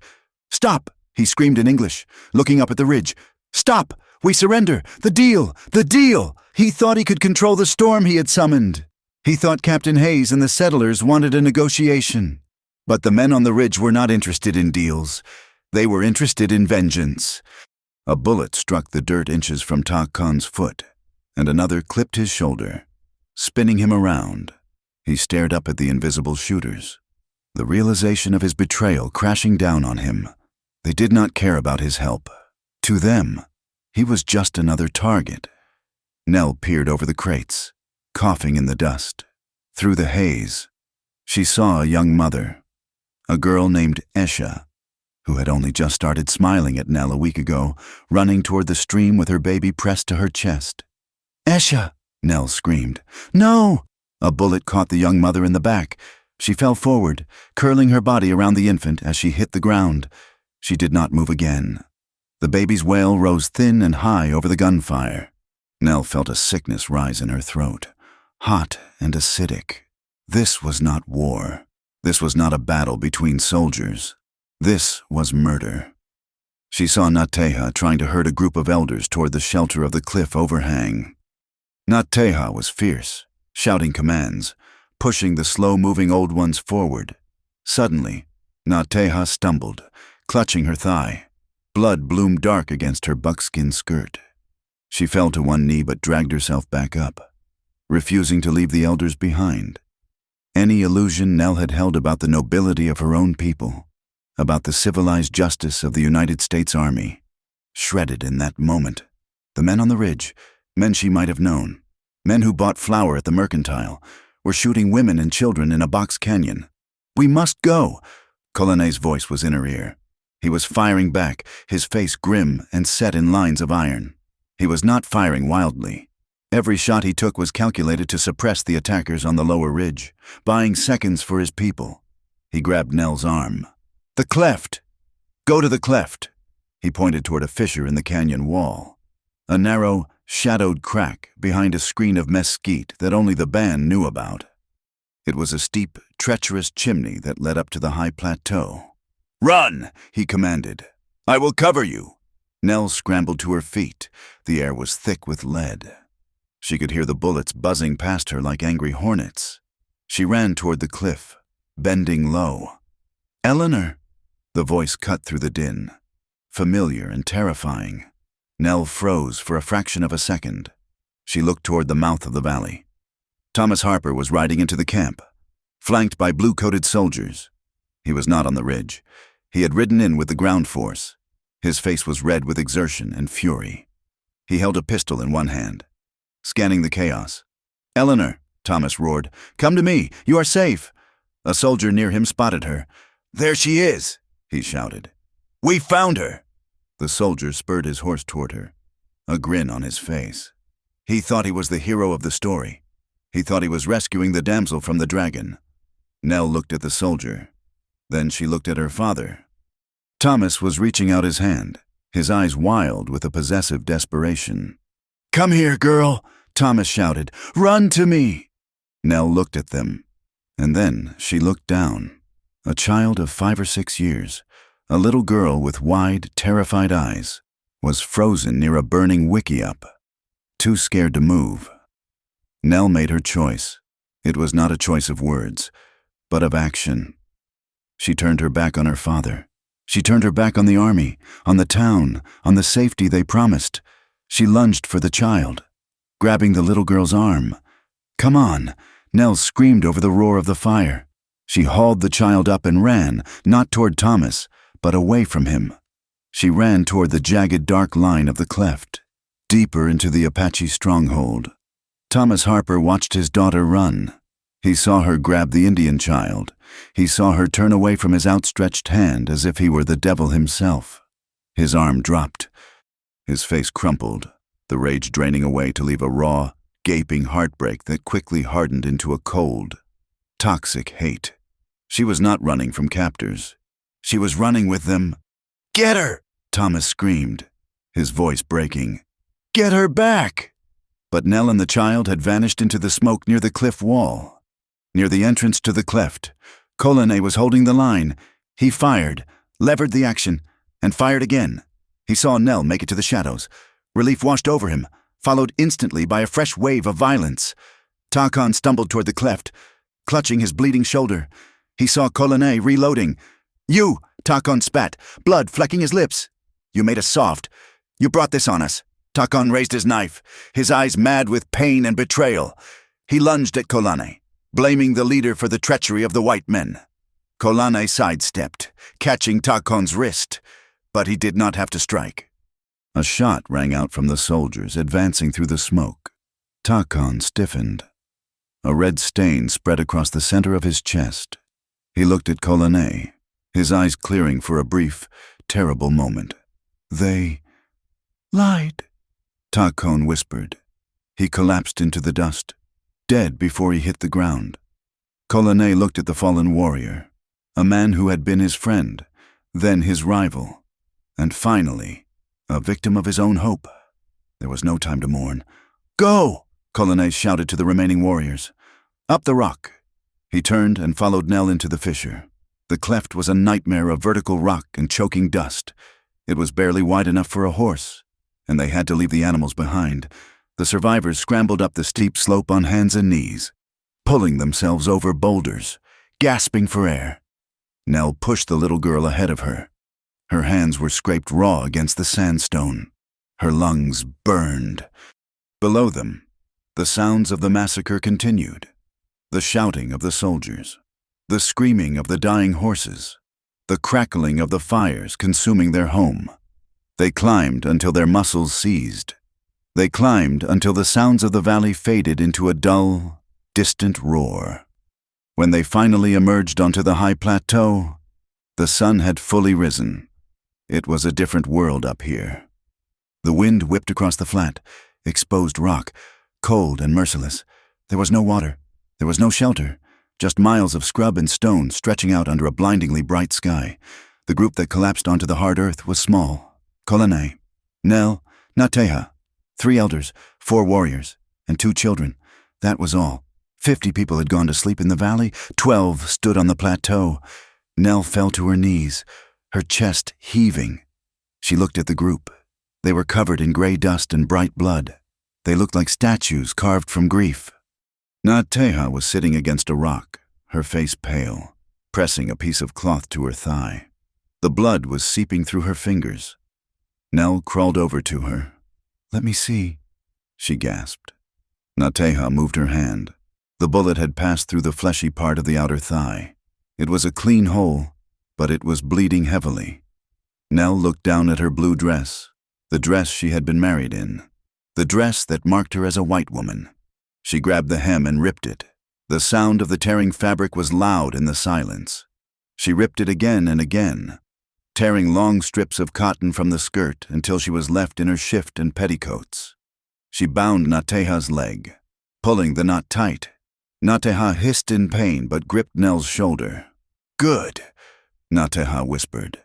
Her eyes squeezed shut. "Good knot." Nell moved to the next wounded elder. Her hands were shaking violently, trembling with the adrenaline crash, but she forced them to work. She wiped blood from a warrior's forehead. She checked the little girl for injuries. As she worked, the tears began to come. She did not wail. She sobbed quietly, a continuous shuddering sound that she could not stop.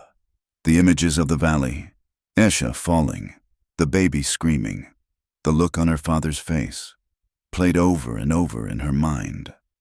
Kolane stood at the edge of the plateau, looking back down toward the canyon. He was bruised, his shirt torn, a graze from a bullet bleeding sluggishly on his arm. He held his rifle in a grip so tight his knuckles were white. He did not look like a chief. He looked like a man whose soul had been hollowed out. "I did not see it," he said, his voice flat and dead. "Takon, the soldiers! I should have known." He turned to look at the survivors. He saw the blood. He saw the few faces left. "I led them into a trap," he whispered. "I tried to save them with peace, and I bought them death." Nell finished binding the elder's arm. She stood up, her legs unsteady, and walked to Kolane. She reached out and took his hand. It was cold and covered in gunpowder. "No," she said fiercely, though her voice shook. "Takon made a choice. The soldiers made a choice. You fought for them." Kolane looked at her. His eyes were haunted, filled with a guilt so crushing it threatened to break him. "I brought a white woman into the camp," he said. "I drew the anger to us." Nell squeezed his hand. "You brought me," she said, "and I'm still here. We are still here." She gestured to the vast, empty plateau. "We have to move. Kolane, if we stay here, they will find a way up. We have to move." Kolane looked at her. He saw the tears tracking through the dust on her face, the blood on her hands that was not hers. He saw the steel in her spine. She was right. There was no time for guilt. There was only survival. He nodded, a sharp, jerky motion. "Yes," he said. "We go north, to the Badlands. They cannot follow there." The trek that followed was a descent into hell. They walked for days across a landscape that seemed designed to kill humans. The sun beat down on the exposed rock, baking the plateau until the air shimmered. There was no water. They sucked on pebbles to keep the saliva in their mouths. Their lips cracked and bled. Nell's boots, made for the ranch yard, began to fall apart. The sharp rocks cut through the leather soles. Her feet bled, leaving small dark spots on the stone that dried instantly. She did not complain. She could not. Colonel walked at the rear, carrying the smallest child, his eyes constantly scanning their back trail. He gave his ration of water, what little they carried in the few canteens they had saved, to the wounded. He did not sleep. That first night, they sheltered in a jagged ravine, huddled under a rock overhang that offered scant protection from the wind that howled across the high ground. They had no fire. A fire would be a beacon to the soldiers. They huddled together for warmth, a pile of shivering bodies. Nell and Colonel sat slightly apart, sharing a single thin wool blanket. The cold was biting. Nell shivered uncontrollably, her teeth chattering. Colonel pulled her against him. He wrapped his arms around her, tucking her head under his chin. He was warm, a furnace against the chill. "I am sorry," he whispered into her hair. The words were a broken refrain. "I am sorry. Eleanor—" Nell rested her head against his chest. She listened to the slow, steady thud of his heart. It was the only thing that anchored her to the earth. "Do not say it," she whispered back. "I promised you a life," he said bitterly. "I did not promise you this. You could be in a warm bed. You could be safe." Nell pulled back slightly so she could see his face in the gloom. "I was in a warm bed," she said, "and I was half dead." She reached up and touched his face, her fingers tracing the bruise on his cheekbone. "I chose this. Colonel. When I ran from my father, when I grabbed that child, I chose, I am not a captive, I am your wife, and I am Apache." The word hung in the air between them. It was a claim she had no right to by blood, but had earned by fire. Colonel looked at her with a mixture of wonder and agony. He leaned his forehead against hers. "We are alive," he breathed. "Yes," Nell said. "We are alive." She kissed him then, a desperate, salty kiss that tasted of dust and grief. It was an affirmation. It was a defiance of the death that stalked them.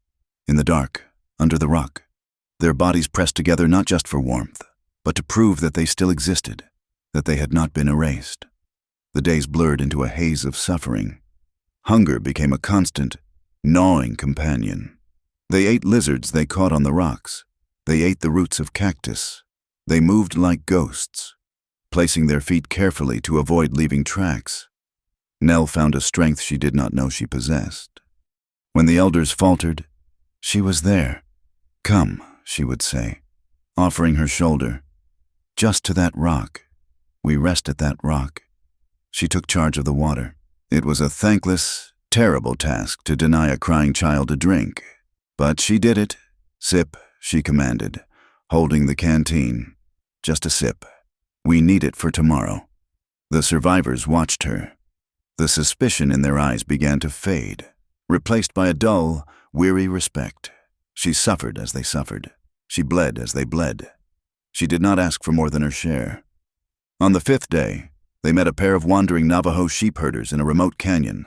The encounter was tense, weapons drawn, until Colonel spoke the sign language of the plains. The herders gave them a little dried mutton and news. The news was bitter. "The army claims a great victory," the herder told them, his eyes sliding to Nell. "They say they destroyed the band of the renegade Colonel. They say they captured 50 hostiles." "And the woman?" Colonel asked. The herder hesitated. "They say the white woman was seen running into the caves, dragged by the savages." He said, "They say her father is offering $1,000 for her return. They say she is being held against her will and tortured." Nell closed her eyes. The lie was complete. Her father had rewritten history to save his pride. To the world. She was a victim. To the world. Her choice did not exist. They marched on. The lies stung, but they also clarified everything. Nell looked at the small, battered group of survivors stumbling through the dust. She looked at Colonel, who was lifting Nateja over a fallen log. The world out there, the world of newspapers and forts and ranch houses, was a world of paper and ink. It was a world of stories men told to make themselves feel righteous. This, here on the rocks, was the truth. The hunger was truth. The blood was truth. The hand of the man she loved gripping hers as they climbed the next rise was truth. Nell opened her eyes and looked at the horizon. "Let them talk," she said to the wind. She adjusted the makeshift bandage on her foot, stood up, and walked to the front of the line to stand beside her husband. "We walk," she said to him. Kolane looked at her. He saw the iron in her soul. He nodded. "We walk." They turned their faces to the north, toward the Badlands, and stepped forward into the unforgiving vastness of their future. The hidden valley lay nestled in the spine of the high mountains, a place the old stories called the breath of the spirits. To reach it, the survivors had climbed until their lungs burned in the thin air, navigating a goat trail that hung precariously over drops of 1,000 feet. But when they crested the final ridge, the land opened up into a bowl of startling, savage beauty. It was a place of deep greens and stark grays. A stream, fed by the eternal snows of the peaks, cut through the center, the water so clear and cold it made the teeth ache to drink it. Towering ponderosa pines stood like sentinels, their needles hushing the wind. The soil was thin and rocky, demanding back-breaking labor to yield even a modest harvest. And the shadows of the peaks lengthened early in the afternoon, promising winters that would be long, dark, and burying. It was a fortress made by the hand of the Almighty. Here, the army wagons could not come. The heavy cannons could not be dragged up the scree slopes. It was safe, but safety had a flavor. And for the 12 survivors, it tasted like ash. They set up a temporary camp near the water. There were no songs that first night. They huddled by small fires, the silence of the high country pressing in on them. They were alive, but they were a stump of a people. The rest, the mothers, the brothers, the children like Esha's baby, were gone. They were either dead in the canyon below or being marched in chains to the reservation, a place the Apache spoke of with the same dread Christians reserved for purgatory. Kolane walked the perimeter of the camp, his limp pronounced from the strain of the climb. He looked at the few faces illuminated by the firelight. He saw Nateha, her leg bound in rags, trying to comfort an orphan. He saw the hollow cheeks of the elders. The guilt that had ridden him since the massacre had hardened into a cold, diamond-hard resolve. He came to the fire where Nell sat mending a moccasin with a bone needle. He stood over her, his shadow long. "We cannot stay here," he said. Nell looked up. The firelight caught the sharp angles of her face, stripped of all softness by the weeks of starvation and flight. "We cannot leave," she said quietly. "The snows will close the pass in a month. If we go back down, we die. I will not sit here and watch the snow fall while my people rot in the cages of the white men," Kolane said. His voice was rough, vibrating with a fury he was barely containing. "I will take the warriors. We will go back. We will raid the reservation. We will cut the wire and bring them out." Nateha looked up from across the fire. "You have 4 warriors. Brother," she said. "The fort has 400 soldiers. That is not a rescue. That is a suicide. It is better to die fighting than to live knowing we left them." Kolane snapped. The debate raged late into the night. It was a raw, agonizing tearing at the soul of the group. The warriors, burning with shame, wanted to fight. They wanted to ride down in a blaze of glory, to wash away the memory of their flight in blood. The elders, tired and broken, wept silently. They knew that to go back was death, but to stay was a betrayal of their kin. Nell sat and listened. She felt the pull of Kolane's logic. She felt the ache in her own chest for the people she had come to know. But she also saw the reality. If Kolane rode down there, he would die, and the flame of his people, this small, stubborn spark they had carried up the mountain, would be extinguished forever. She stood up. The movement was sudden enough to silence the men. "There is another way," she said. Kolane looked at her, his eyes dark and skeptical. "There is no other way." Eleanor, they do not trade for Apache. They only kill or capture. They do not trade for Apache. Nell agreed, her voice steady. But they might trade for me. The silence that followed was absolute.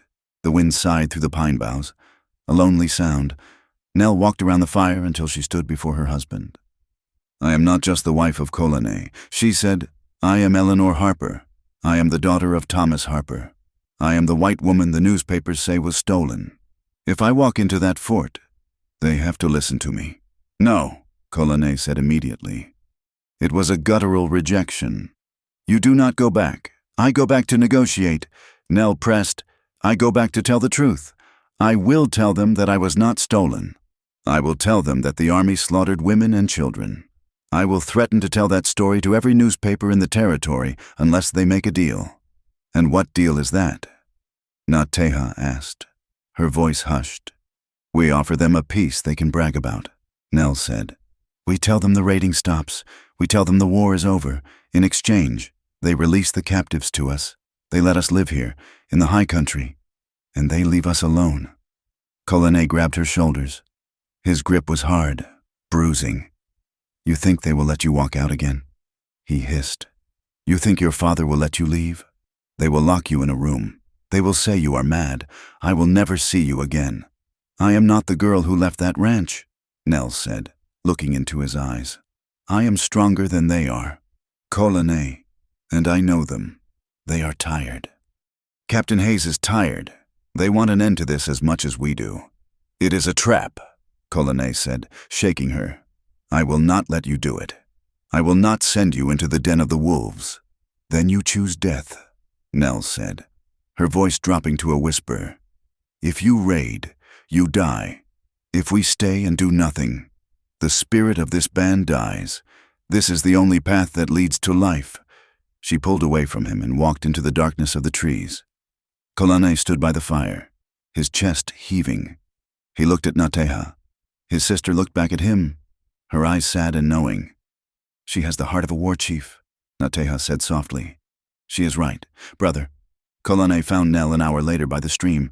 She was sitting on a boulder, hugging her knees against the biting cold. The water rushed past, black and hurried. He stood behind her for a long time before he spoke. I hate this, he said. I know. Nell answered without turning. He sat down beside her. He did not touch her at first. He picked up a stone and threw it into the water. When I took you from the ranch, he said, I thought I was taking a hostage. Then I thought I was taking a wife. Now I fear I am sending my heart down the mountain to be eaten.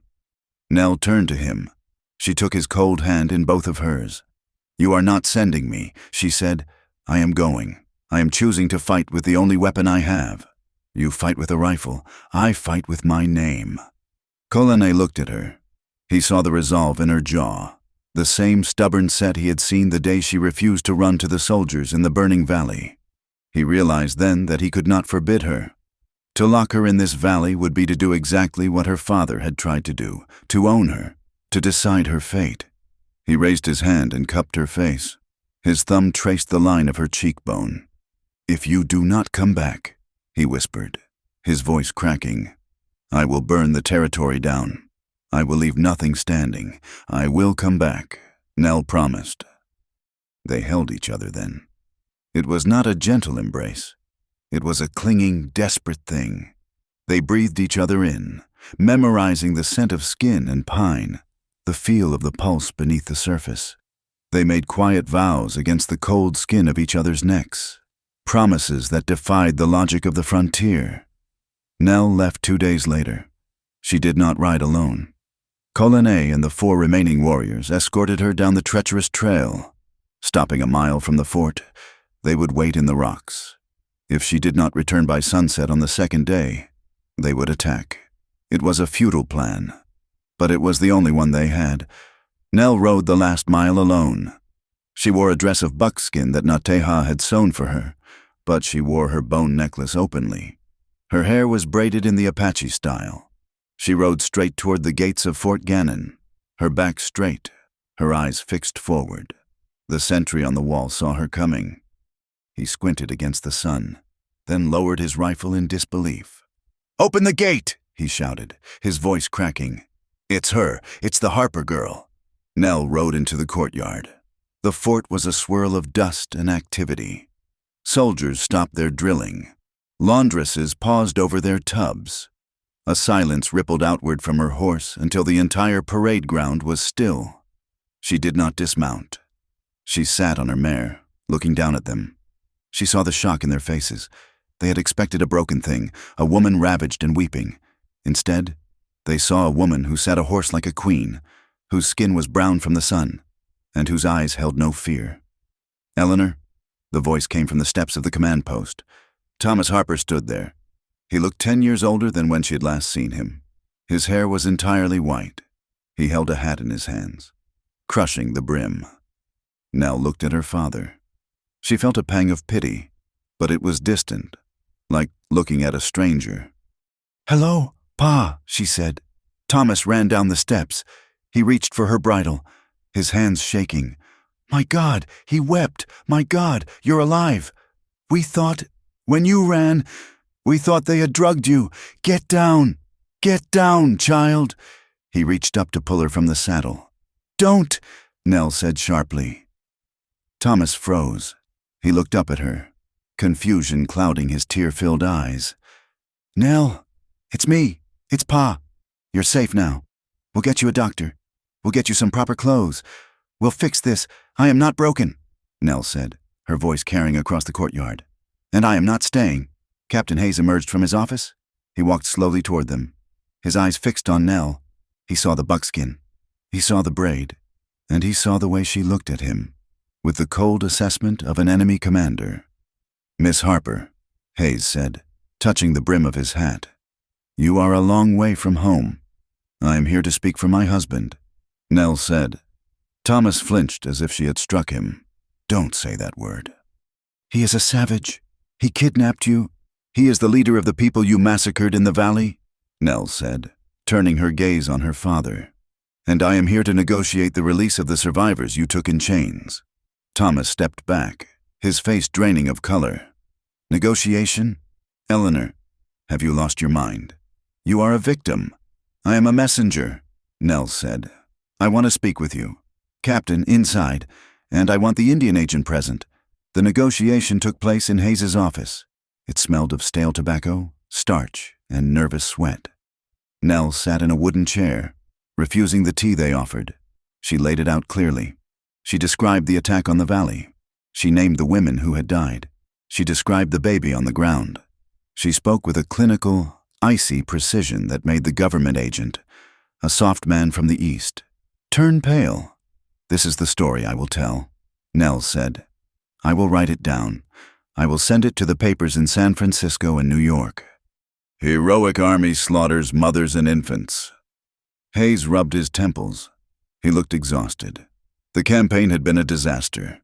He had lost men, he had lost horses, and the Apache were still loose in the high country. "What do you want?" "Nell," Hayes asked. "I want the prisoners taken from the valley released to us. I want the army to stop hunting Colonet's band. In exchange, we will go to the high mountains. We will not raid the settlements. We will keep the peace.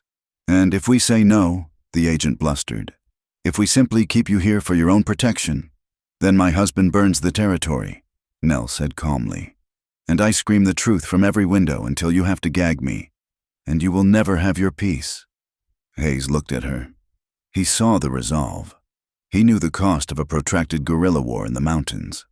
He knew the budget was gone. "We cannot release them all," Hayes said finally. "The warriors. Some must go to Florida, to the prison.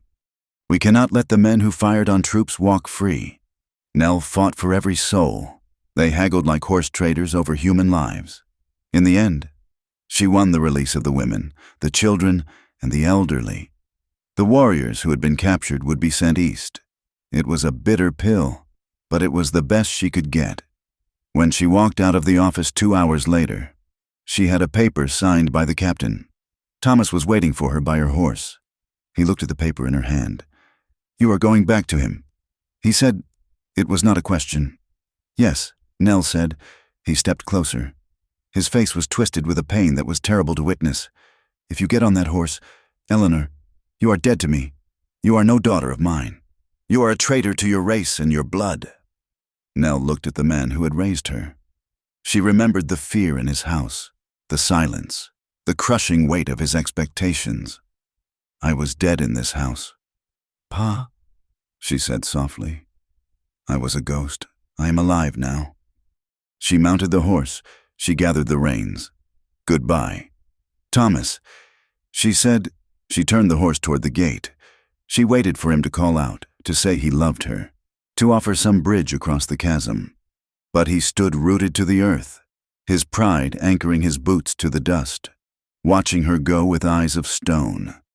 Nell rode out of the gate. She did not look back. The tears blurred her vision, hot and stinging, but she did not wipe them away. She let them fall, watering the dry earth. As her horse picked up speed, galloping toward the tree line where Colonne waited, the reunion at the base of the trail was a scene of raw, shaking emotion. When the wagons arrived from the fort the next day, carrying the released captives, the air was filled with the sounds of weeping. Women ran to embrace husbands who had thought them dead. Children clung to their mother's legs. Nateha found her aunt among the group and wept openly, her face pressed against the older woman's shoulder. But there was sorrow, too. Wives looked for husbands who were not there, men who were on a train to Florida, never to return. The victory was bruised and limping, but it was a victory. They had clawed something back from the mouth of the beast. They made the slow climb back to the high valley. The winter came hard that year. The snow fell in sheets, burying the wickiups in white. The wind howled through the pines like a lost spirit. Life was a constant struggle for warmth and food, but the atmosphere in the valley had changed. There was laughter now. Children played in the snow, sliding down the slopes on pieces of bark. In the evenings, the fires burned bright, and the stories were told. Not just stories of the past, but stories of the present, stories of the long walk, the fight in the canyon, and the woman who rode into the fort and came back. Nell and Colonne worked side by side. The hierarchy of the past had dissolved. They were partners. They planned the spring planting together, discussing where the corn would grow best. They organized the hunting parties.